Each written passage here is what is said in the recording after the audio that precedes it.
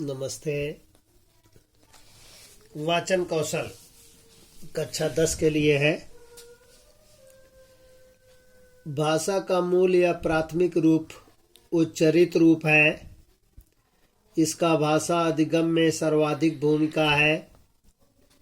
वाचन कौशल के दो आधारभूत तत्व होते हैं। पहला वाचन मुद्रा और दूसरा वाचन शैली। इन दोनों का अटूट संबंध वाचन की विषय वस्तु में होता है।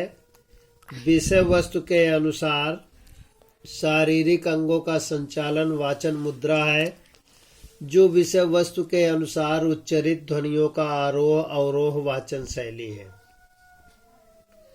वाचन की विशेषताएं: प्रत्येक शब्दों को शुद्ध उच्चारण करना, आरोह अवरोह के साथ वाचन करना, विराम एवं गति के अर्थ भेद को ध्यान में रखकर वाचन करना, प्रवाह बनाए रखना। नीचे वाचन कौशल से संबंधित उदाहरण दिए जा रहे हैं, इन्हें पढ़कर समझिए और वाचन कौशल का अभ्यास कीजिए। चित्रों के क्रम पर आधारित। चित्र नंबर 1, कुछ कबूतर बैठे हुए हैं। चित्र नंबर 2, शिकारी ने जाल फैलाया हुआ है। चित्र नंबर 3, जाल सहित शिकारी लेकर उड़े, जाल सहित कबूतर, शिकारी का जाल लेकर कबूतर उड़े। चित्र नंबर 4, स्वतंत्र हुए। अब इनका लिखने का वर्णन इस प्रकार होगा। किसी नदी के किनारे एक हरा भरा घना वन था, जिसमें नाना प्रकार के जीव जंतु रहते थे। उसी वन में बरगद का एक पुराना पेड़ था, जिस पर बहुत से कबूतर रहते थे। कबूतर सरवरा होते हैं वही दाने की खोज में चले जाते थे और सायंकाल लौटते थे। एक दिन एक बहेलिया जंगल में आया। उसने एक पेड़ के नीचे चावल के दाने बिखेरा दिए और दूर झाड़ियों के पीछे छिप गया। कबूतरों का दल जब उधर से गुजरा तो पेड़ के नीचे चावल के दाने देखकर उनके मुंह में पानी आ गया। वे दाने खाने के लिए उतरना चाहते थे, पर उनके मुखिया ने उन्हें सावधान करते हुए कहा, इसमें जरूर कोई धोखा है। जंगल में चावल के दाने कहाँ से आ गए? भूखे कबूतर मुखिया की बात अनसुनी कर दानों के लिए उतर आए और जाल में फंस गए। कबूतरों की यह स्थिति देखकर उनके मुखिया ने कहा, समझदारी से काम लेना चाहिए।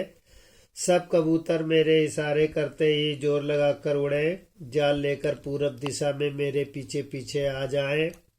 कबूतरों ने वैसा ही किया और जाल लेकर पूरब की ओर उड़ चले।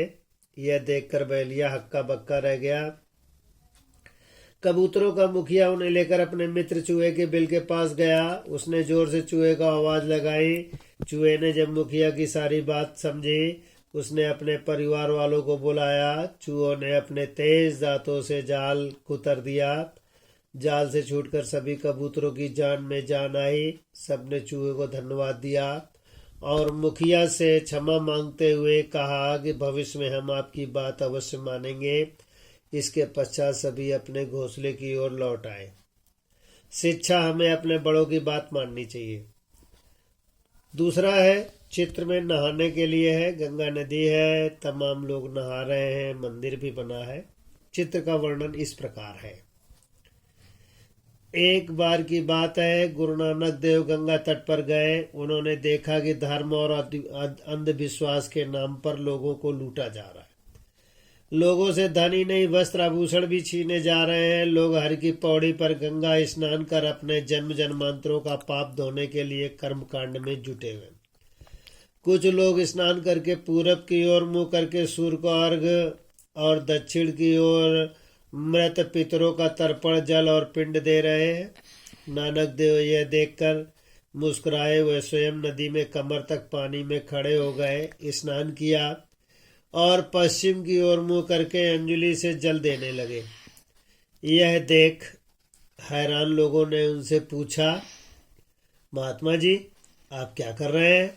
आप पश्चिम दिशा में किसे जल दे रहे हैं? गुरु नानक देव ने कहा,